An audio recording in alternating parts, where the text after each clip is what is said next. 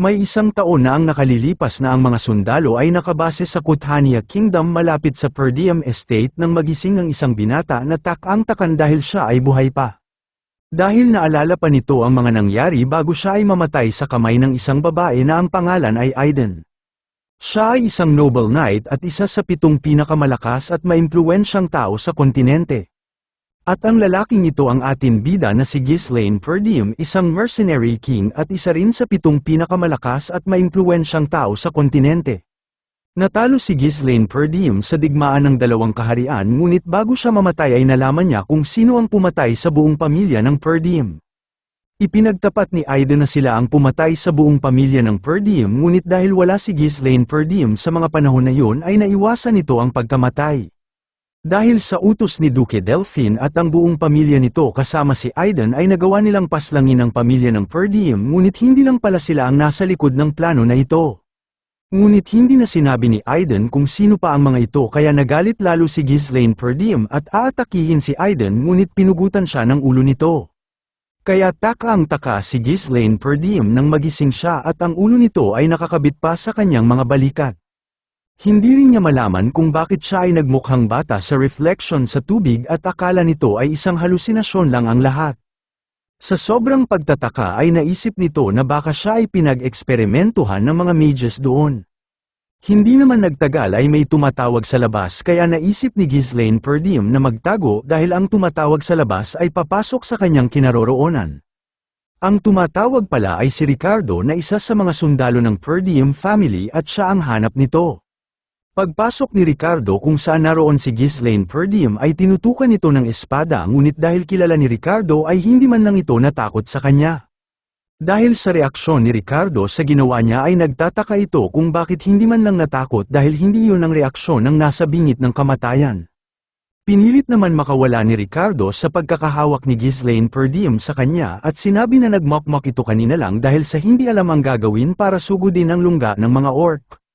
Hindi pa rin malaman ni Ghislaine Perdium ang kasalukuyang sitwasyon kaya sinabi ni Ricardo na maghanda na at dalhin ang mga gamit nito at ang mga sundalo ay nag-iintay sa labas. Nagtanong si Ghislaine kung saan sila papunta kaya sagot ni Ricardo ay pupunta sila sa Perdium State. Nang marinig ni Ghislaine Perdium ang kanilang state ang pupuntahan ay mabilis na pinatigil nito si Ricardo sa paglalakad at nagulat naman ito sa ginawa ni Ghislaine dahil nagtanong ito kung totoong papunta sila sa bumagsak na Perdium State.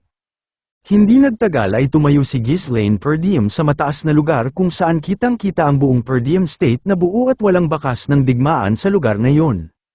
Bulong naman ni Ricardo sa kanya ay kung nagkaroon siya ng bangungot dahil sinabi nito na bumagsak ang sarili nitong state na kung maririnig ng ama nito ay paparusahan siya. Kaya pinisil ni Ghislaine Perdium ang kanyang sarili kung ito ba ay panaginip o hindi habang nagtataka naman si Ricardo kung bakit ito ginagawa ng young master. Kaya pinag-isipan mabuti ni Ghislaine Perdium ang mga kakaibang nangyari sa kanya mula nang gumising ito. Naging mas bata ang mukha nito, ang state ng Perdium ay nasa maayos na kalagayan katulad ng naalala niya. Naisip din niya ang mga karanasan bago siya magising kung saan ang batang Ghislaine Perdium ay nagdamdam sa buong pamilya. Ang wala pa sa tamang pag-uugali na Ghislaine Perdium na kinalaunan ay nagbibigay problema at paglipas ng panahon ay iniiwasan ng mga tao.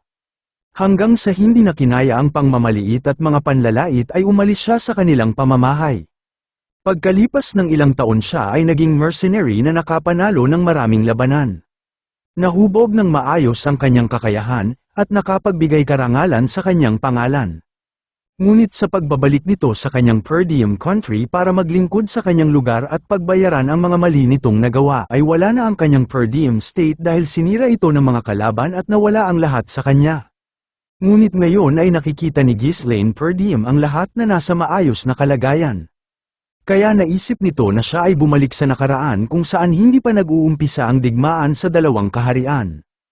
Makalipas ang ilang segundo ay hindi mapigilan ni Ghislaine Perdium ang kanyang sarili dahil sa tuwang nararamdaman habang hindi pa rin maintindihan ni Ricardo kung anong nangyayari sa young master. Ngunit nawala rin ang saya nito nang naalala niya ang sinabi ni Ricardo kanina lang na aatakihin nila ang lugar ng orc. Naalala rin niya ang araw na ito ay ang araw kung saan maraming namatay sa mga sundalo ng Perdium. Noon inatake nila ang mga orc dahil may ambisyon siyang maglagay ng karangalan sa kanyang sarili kahit na wala siyang karanasan na humawak ng sundalo. Dahil sa impormasyon na 3 orc lang ang naroon sa lugar ay agad nilang inatake ito, ngunit ang impormasyon na nakarating sa kanila ay mali, kaya maraming namatay sa sundalo ng Per Diem sa nga oras na iyon. Kaya naglakad si Ghislaine, nakasunod nito si Ricardo at handa ng hawakan ng mga sundalo, ngunit may isang problema siyang iniisip. Ito ay kung susunod ang mga ito sa kanya na kilala bilang walang silbing Young Master. Ilang segundo lang habang naglalakad sila ay may naghagis ng isang kubo at bumagsak ito malapit kay Ghislaine. Sunugad na sila ng maraming orc at naglalakasan ang mga ito. Ang mga sundalo ng Per Diem ay hindi handa sa pagsalakay na yun, kaya hindi nila makaya sa labanan mga naglalakihang orc. Kaya sumigaw si Scoven, ang raid squad commander ng Per Diem, na magbuo ng kanilang formation sa pakikipaglaban. Ngunit may isang orc na humarap sa kanya at ang mga sundalo na malapit dito ay nagliliparan. Sinabihan naman ito ni Ghislaine na may orc sa kanyang likod, ngunit hindi na nito kayang umiwas pa. Tumakbo ng mabilis si Ghislaine at iniligtas si Scoven, kaya paglingon nito ay nakita niya na ang sumagip sa kanya ay ang Young Master ng Per Diem State. Hinarap naman ni Ghislaine ang malaking orc at dahil sa malawak na karanasan nito sa pakikipaglaban ay nagawa ni Ghislaine na tanggalan ng isang braso ang orc. Hindi naman makapaniwala ang mga sundalo sa nakita nilang ito. At ilang segundo pa ay tuluyan ang natalo ni Ghislaine ang orc na yun, at sa pagbagsak ng katawan nito ay nakikita ng mga sundalo ang nakatayong si Ghislaine na parang nakapagpanalo na ng maraming digmaan. Lumapit naman si Ghislaine kay Scoven at tinanong kung siya ang commander sa raid squad ng mga orc, ngunit hindi makasagot si Scoven, kaya itinaas ni Ghislaine ang kamay at may hinihingi ito.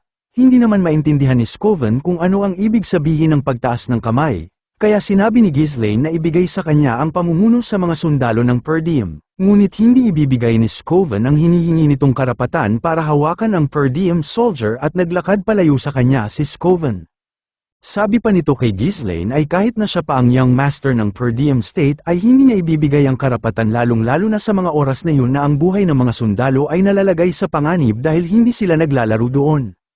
Naiinis naman si Ghislaine, ngunit naiintindihan nito ang sitwasyon ni Scoven dahil sino nga naman ang magtitiwala sa isang walang silbing Young Master at bigla na lang manghihingi ng karapatan para hawakan ang mga Per Diem soldier. Sa hindi kalayuan ay may umatake na orc sa kanila, kaya ang ginawa ni Scoven ay prinotektahan si Ghislaine at sinabi na umatras at siya na ang haharap sa orc dahil si Ghislaine ay wala pang sapat na karanasan para labanan ang mga orc. Si Ghislaine naman ay wala nang magagawa kung hindi ipakita ang kakayahan nito at naghanda na para umatake. Hinagis ni Ghislaine ang espada na hawak nito at muntikan pang ang tamaan si Scoven, ngunit nakailag naman ito. Galit na galit si Scoven, kaya kahit na siya ang Young Master ay hinawakan nito ang damit ni Ghislaine at sinabing ano ang nasa isip nito at ginawa niya yon. Ngunit natigilan si Scoven nang napag-isip-isip nito na ang orc ay hindi pa nakakalapit sa kanila. Pagharap naman ni Scoven ay hindi makapaniwala na tinamaan ni Ghislaine ang orc mula sa kinaroroonan nila.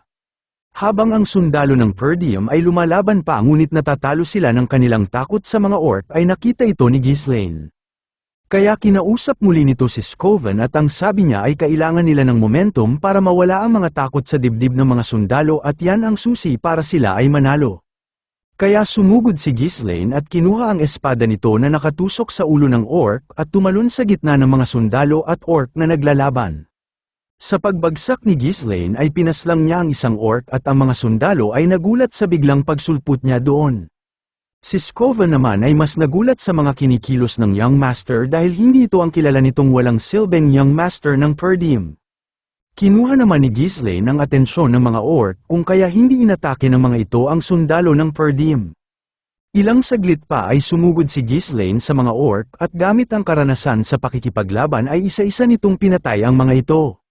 Mas lalong namangha sa Young Master itong si Scoven dahil sa katulad niyang mana user ay hirap siyang makipaglaban sa mga orc na yun, kaya nagtataka ito kung paano nagagawa ni Ghislaine ang makipaglaban sa ganoong estado niya na hindi pa makagamit ng mana. Nakikita naman ito na pagod na ang Young Master at halos mawala na ang malay nito, ngunit nakakailag pa rin sa mga atake ng orc na gamit lang ang maliliit niyang galaw.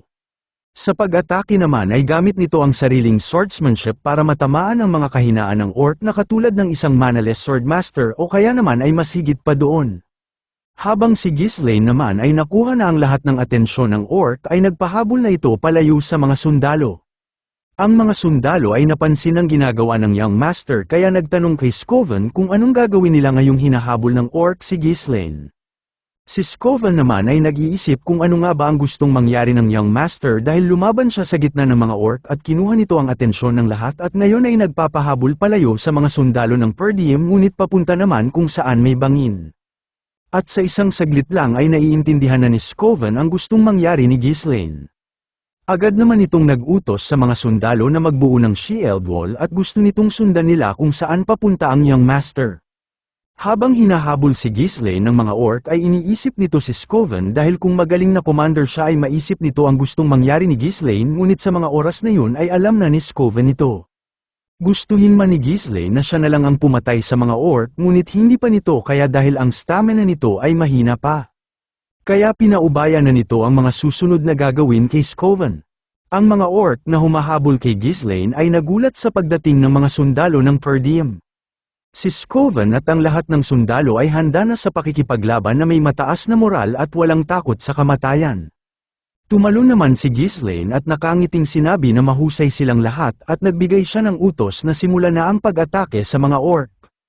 Kaya si Scoven ay buong tapang na nag-utos sa mga sundalo na umatake. At itulak sa bangin ng may buong lakas ang mga orc na kalaban. Kahit may malalakas na pangangatawan ng orc ay wala silang naging laban sa mga sundalo ng Per Diem dahil wala sila sa maayos na kalagayan dahil nasa tabi sila ng bangin. Buong tapang at lakas ang ginamit nila hanggang sa magawa nilang maihulog ang mga orc sa bangin. Dahil sa malalaking pangangatawan ay nagkadurog-durog ang mga ito nang tumama sila sa pinakailalim. Kahit nananalo ay hindi nila magawang ngumiti dahil sa sobrang pagod nila ngunit si Scoven ay hindi nakalimutan ng young master kaya hinanap nito si Ghislaine sa bangin. Pagdungaw ni Scoven ay nakita nila ang young master na nagawang itusok ang espada nito sa lupa para hindi mahulog. Nagkatinginan ang dalawa at napangiti sa isa't isa habang inaabot ni Scoven ang kamay nito sa young master. Ngunit si Ghislaine ay hindi na kinaya ang pagod at nakabitaw sa kanyang espada ay nahulog sa bangin. Sa isang madilim na lugar ay tinatawag siya ni Elena at nagtanong kung nasaan ang kanyang ina. Nagpasalamat si Elena kay Ghislaine, nagtanong kung anong nangyayari sa kanya nitong mga huling araw. At sinabing siya ang pinakawalang kwenta sa lahat, sinabi naman ni Ghislaine na iyon ay mga alaala ni Elena. At nagpakita si Elena sa kanya at sinabing sabay na sila at kung saan ay walang nakakaalam. Bigla naman nagising si Ghislaine at napagtanto nito na nakaligtas siya sa sitwasyon na yun at ang tungkol kay Elena ay isang panaginip lang. Kaya bumangon siya sa higaan ngunit nakaramdam ito ng matinding sakit sa katawan. Alam ni Ghislaine na dahil sa pagpilit sa kanyang katawan na malampasan ang limitasyon nito kaya siya ay nakakaramdam ng ganon ngunit mas mabuti na rin dahil buhay pa siya ngayon. Habang namimilipit sa sakit ay pumasok sa kwarto si Belinda at naglagay ng tubig sa ibabaw ng lamesa habang sinasabi na siya ay sobrang nag-aalala kay Ghislaine at sinabi pa nito na hayaan na lang sa mga Per Diem soldier ang paglaban sa orc. May sasabihin pa sana si Belinda ngunit niyakap na ito ni Ghislaine kaya nagtataka naman ito kung bakit iyon ginagawa ng young master. Nagtanong si Belinda kung bakit ito ginagawa o kaya ay may nagawa ba si Belinda na mali. Ngunit sumagot si Ghislaine na natutuwa siya dahil nakita niya ito habang yakap pa rin si Belinda. Ang babaeng ito ang nagturo kay Ghislaine mula noon bata pa siya. Hindi man kadugo ngunit siya ang nag-iisang tao na hindi iniwan si Ghislaine sa kabila ng kanyang ugali. Ngunit nang bumagsak ang Per Diem state ay kasama rin siyang nawala kaya hindi na muling nakita ni Ghislaine ito. Hindi inaasahan ni Ghislaine na makikita pa niya ito ngayon. Kaya naisip ni Ghislaine na sabihin ang katotohanan kay Belinda. Kaya sinabi niya na maghanda dahil may paparating na sakuna sa lugar ng Per Diem. Habang hindi maintindihan ni Belinda ang sinasabi ni Ghislaine ay sinabi nito na namatay na siya ngunit ngayon ay nabuhay muli. Sagot naman ni Belinda sa kanya ay totoong halos mamatay na si Ghislaine sa mga orc na yon. Sabi pa ni Belinda ay hindi alam ni Ghislaine na siya ang nasa panganib at hindi ang Per Diem. Ilang saglit pa ay pinagalitan ni Belinda ito at habang pinapagalitan ay iniisip nito na hindi naniniwala si Belinda sa kanya kaya wala siyang magagawa. Ipinaalala naman kay Ghislaine ni Belinda na magkakaroon ng festival at hindi na makapaghintay si Lady Elena sa araw na yon dahil makakasama nito si Ghislaine at magiging dahilan din yun para maging mas malapit sila sa isa't isa. Habang tinitignan ni Ghislaine ang larawan nila ni Lady Elena ay naalala nito na nagkakaroon nga ng festival kada taon sa Per Diem State. Naalala rin ni Ghislaine na dahil sa naranasan noong nakaraang buhay niya ay hindi nito na-enjoy ang festival dahil nagkukulong lang siya sa kwarto. Tinanong naman ni Ghislaine si Belinda kung ilang araw pa bago mag-festival at sagot naman sa kanya ay may 1 linggo na lang ang natitira. 1 linggo na lang ang natitira bago magiba ang takbo ng buhay ni Ghislaine. Ang alaalang hindi nawawala sa kanya kahit na si Ghislaine ay natutulog ay panaginip nito. Ang alaalang pinasasama siya ni Lady Elena sa kanya. 1 linggo bago maganap ang pagkamatay ni Lady Elena. Sa pagpasok ni Lady Elena sa kwarto ay niyakap agad ito ni Ghislaine kaya nabigla si Lady Elena at hindi makagalaw at si Belinda naman ay walang masabi. Nahihiya naman si Lady Elena sa ginagawa ni Ghislaine at nagtanong kung nanloloko ba siya o anong problema mayroon siya. Ngunit sumagot si Ghislaine na namimiss nito si Lady Elena kaya naitulak ni Lady Elena si Ghislaine at nakaabot ang pagtalsik nito kay Belinda. Hindi naman makapaniwala si Ghislaine na malakas pala itong si Lady Elena kahit bata pa siya. Sinabi ni Lady Elena na kaya lang siya nagpunta sa kwarto nito ay sinabi ni Belinda sa kanya na magpunta. Dahil nagagalit si Elena kay Ghislaine dahil sa mga ginagawa nito at nagtanong naman si Ghislaine kung anong ginawa nito na ikinagalit ni Lady Elena. Sinigawan pala ni Ghislaine si Elena na umalis siya dahil naiinis si Ghislaine dahil makulat ito at maramdaman lang ang hininga nito ay nakakadiri na. Si Ghislaine naman ay nahihiyang nagtanong kung talagang sinabi niya yun at humingi ng sorry si Ghislaine kay Lady Elena. Nagtataka naman si Belinda dahil nanghingi ng tawad ito at si Lady Elena naman ay nagtanong kung malakas ba ang pagkakatama ng orc sa kanyang ulo habang si Ghislaine ay hindi natutuwa sa reaksyon ng dalawa. Nagalit na nga si Ghislaine at sinabing pinatay niya ang mga orc at hindi siya tinamaan ng mga yun kaya pinatitigil na niya ang mga ito na sabihing tinamaan siya ng malakas. Dahil sa pagwawala niyang yun ay nakaramdam siya ng matinding sakit ng katawan dahil hindi pa nga ito nakakabawi ng lakas. Habang namimilipit naman ay inaasar pa ni Lady Elena ito at ang sabi sa kanya ay tinalo niya nga lahat ng orc ngunit umuwi naman si Ghislaine na walang malay at tinatawanan pa ni Lady Elena ito habang sinasabing tumayo si Ghislaine.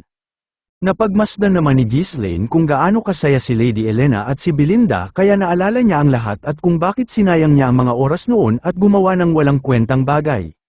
Sa susunod na linggo habang ang festival ay ginaganap, hindi siya pumayag na sumama kay Elena dahil manghihinayang ito kung hindi siya kasama sa pag-atake sa mga orc. Iyon ang pinakahuling pagkikita nila ni Lady Elena. Dahil nakita ang katawan ni Lady Elena na hiwa-hiwalay kasama ng mga bantay nito. Nalulungkot naman si Ghislaine dahil dapat kasama niya si Elena ng mga panahon na yon. Bigla naman may kumakatok sa pintuan at nagsabi kung pwede na silang pumasok sa kwarto. Ilang saglit pa ay binuksan na ang pinto at sila ay ang mga bantay ni Lady Elena na si Jamal at Philip. Sa pagpasok nila ay tinanong ni Lady Elena kung bakit naroon at sinabihan sila na maghintay lang sa labas.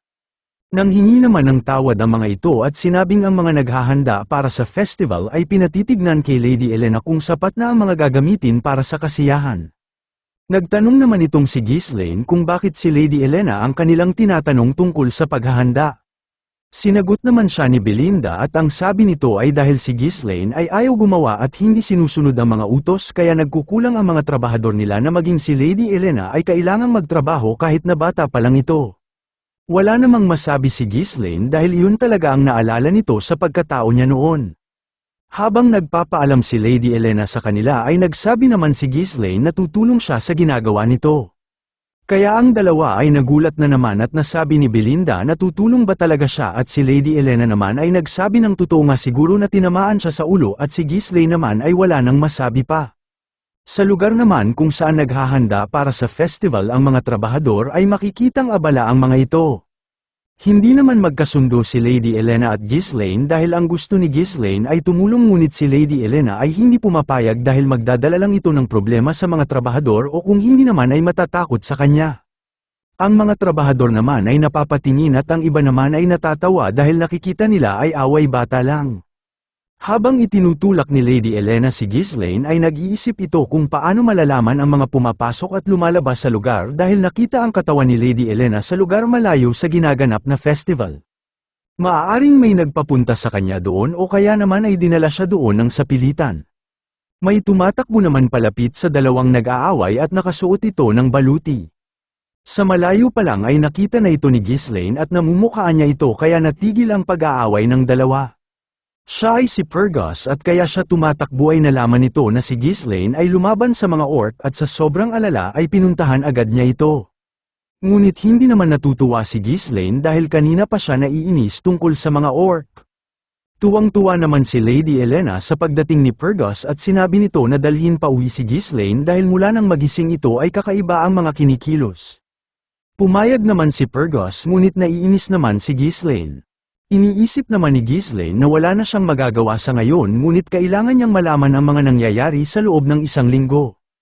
Nagpadala naman si Ghislaine kay Fergus sa abandonadong training field sa kaharian at nagtanong si Fergus kung ano ang dahilan bakit gusto niyang pumunta doon. Sagot naman ni Ghislaine habang may seryosong mukha ay para magsanay sa lugar na yon. At nagulat si Fergus sa kanyang narinig, dinala na nga ni Fergus si Ghislaine sa abandonadong training field at namangha si Ghislaine dahil maayos ang mga kagamitan doon kumpara sa iniisip niyang training field. Nilibot ni Ghislaine ang lugar at pinagmasdan nito ang mga naroon habang ginagawa yun ay iniisip nito na hindi pa siya nakakakita ng ganun noong mercenary pa siya at bagay na bagay sa kanya ang lugar para sa pagsasanay na gagawin niya.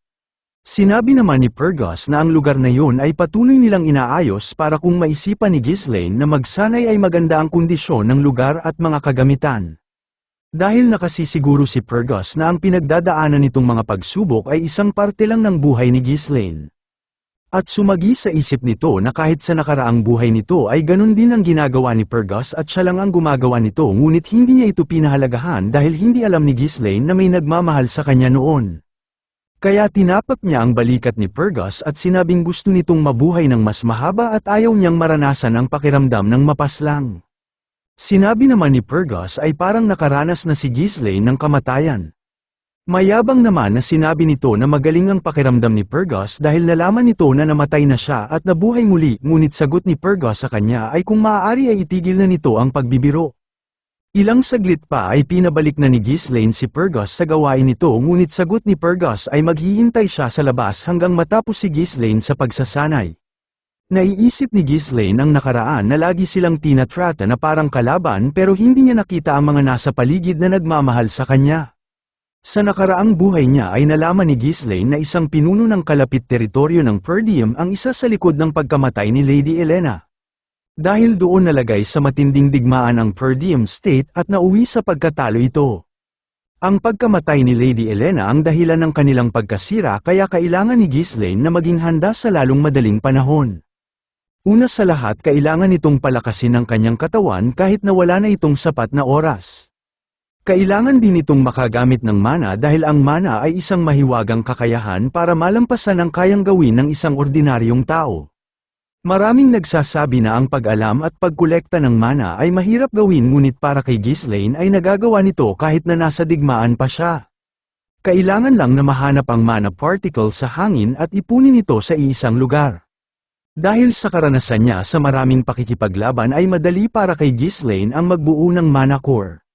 Ngunit hindi lang sa paraan na ito kaya siya napabilang sa 7 pinakamalakas kung hindi dahil sa isang magic book na nakuha ni Ghislaine. Nagtutulong ito mula sa ordinaryong mana core ng isang tao hanggang makabuo ito ng pangalawang core at pangatlong core pagkatapos ay ipag-uugnay ang tatlong ito para makabuo ng napakalakas na uri ng kakayahan. Sa ngayon 3 pa lang ang kayang gawin ni Ghislaine ngunit sa nakaraang buhay nito ay may 5 siyang core na gamit.